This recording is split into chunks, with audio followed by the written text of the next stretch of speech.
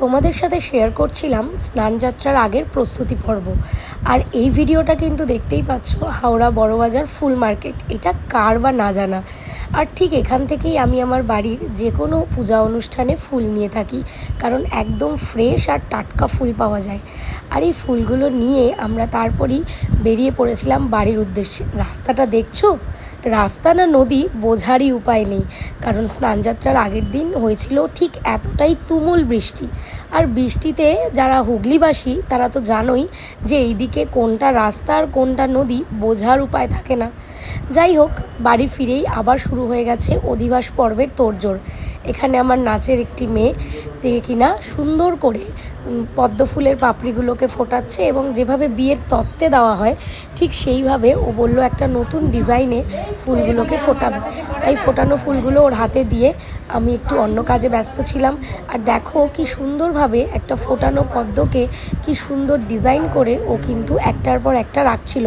ডিজাইনটা আমার খুব ইউনিক লাগছিল, কারণ আমি এভাবে করতে এই প্রথম কাউকে দেখলাম, তো খুব সুন্দর লাগছিল। তারপরেই কিন্তু দেখে নাও আমার বাড়ির জগন্নাথ, বলরাম আর সুভদ্রাকে। দেখতে পাচ্ছ শাড়ির কাপড়গুলো, এই তিনটে শাড়ি কিন্তু আমাদের বাড়িতে তিনজনের ঢাকাই শাড়ি কেনা হয়েছিল।